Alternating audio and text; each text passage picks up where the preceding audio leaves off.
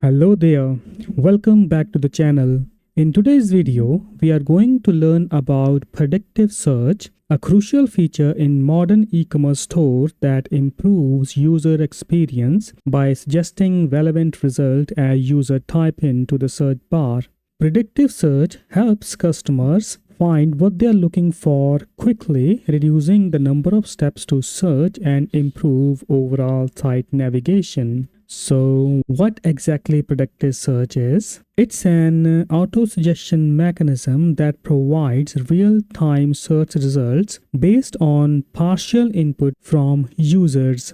As a user starts typing a query, the website displays suggestions or relevant products matches dynamically without needing to hit enter or reload the page. This feature speeds up the search process, helping users discover product more effectively. So there are some key benefits of using predictive search. First, it provides faster search results. And second, it enhances the user experience by minimizing the effort to find product, and it helps in driving user engagement. And third, it provides better conversion rate. So now let's dive into the actual implementation of predictive search in Shopify. We will use JavaScript to send queries to Shopify's predictive search API and fetches relevant product suggestions and display the result dynamically. If you search Shopify predictive search and click on this first link, so this will take you to the predictive search documentation. You can read this documentation and you can get all the code to implement predictive search on your store. So you need to have three different things. First of all, you need to have a search form. Then you need to create a section, and the third one is predictive search logic. So we can use this code, but I'm going to make it very simple so it would be easy for you to understand what exactly we are going to do. So let's get started. So we already have our search form. You can see when I click on the search button, it opens up the search model, and now we can start coding.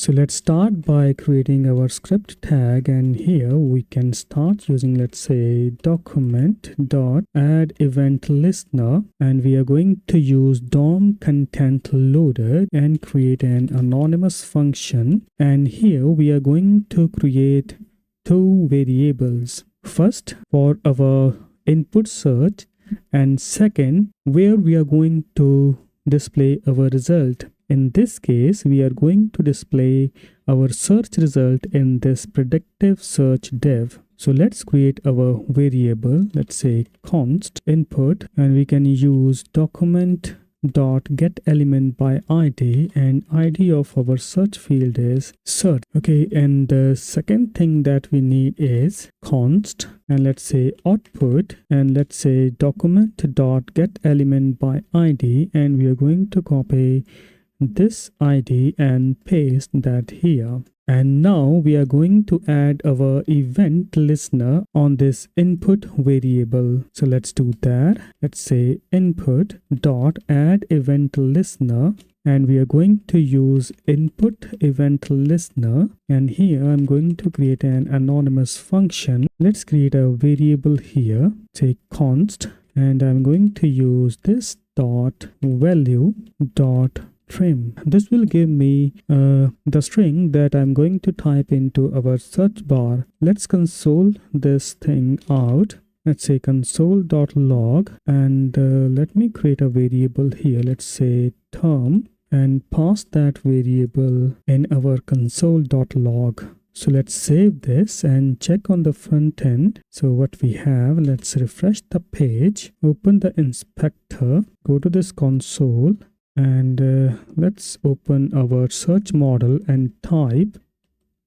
Okay, so this thing is working. We are getting our term, and next thing that we need to do is we are going to make a condition here. If term dot length, let's say greater than 2, then only I'm going to display my result. here I can write output dot inner HTML is equal to, let's say, something, and in the else part I'm going to use output dot inner HTML to, let's say, empty string. Let's save this and check if this code is working. Okay, refresh the page. Okay, let's open our search model and start typing, let's say, something. So this might work. Let's say you can see we have our output here. Currently it's in black color, that's why you cannot see it. So before going further, let's style this form a bit.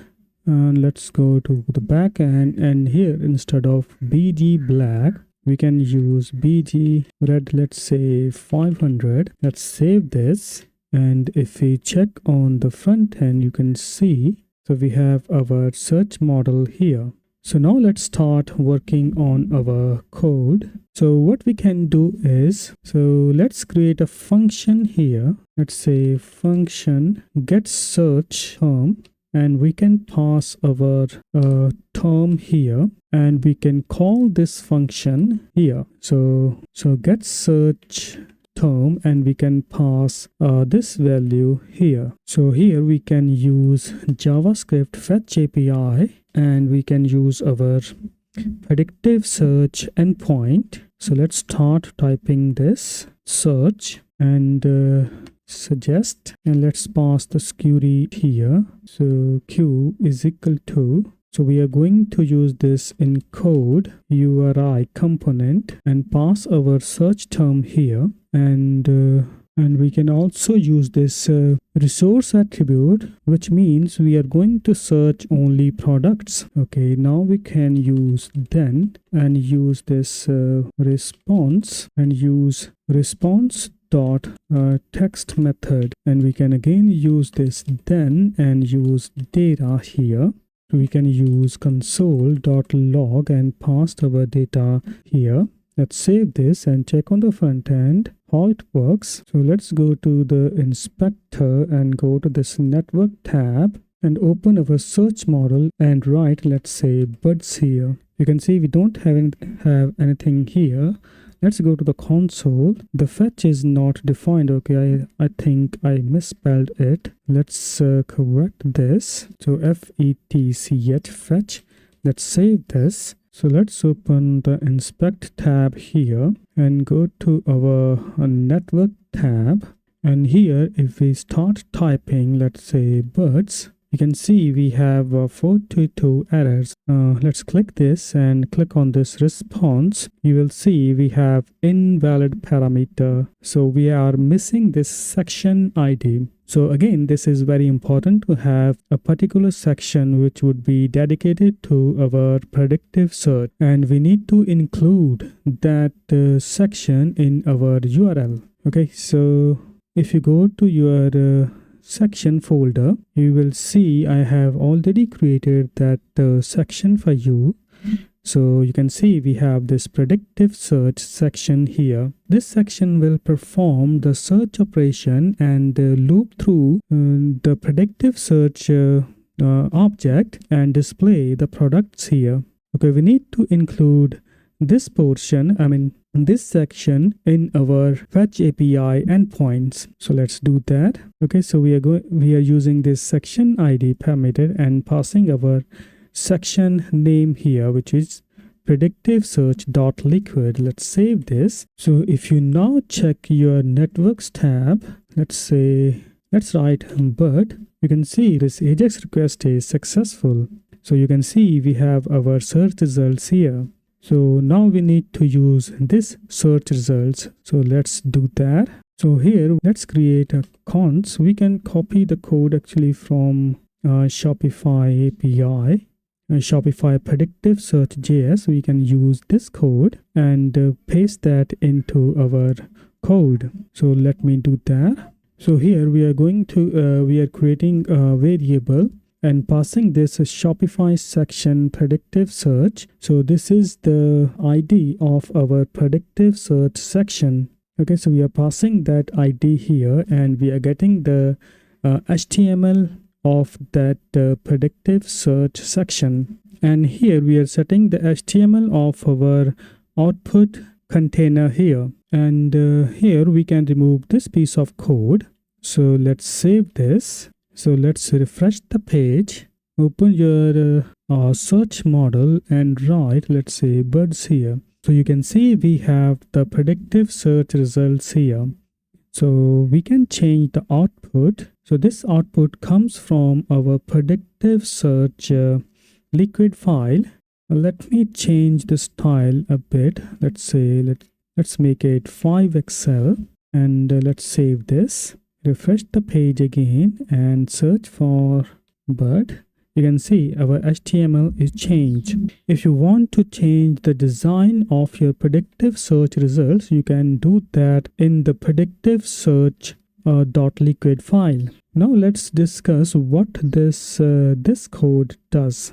So this part creates a new DOM parser object and uses its parse from string method to convert a string of HTML into a document object.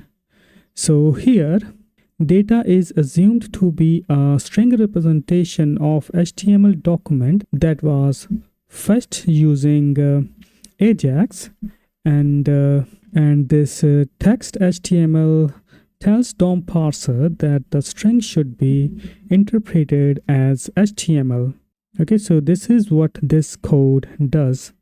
So it converts a string of HTML into a document object. So this is it for this video. We have successfully created the search functionality and the predictive search functionality.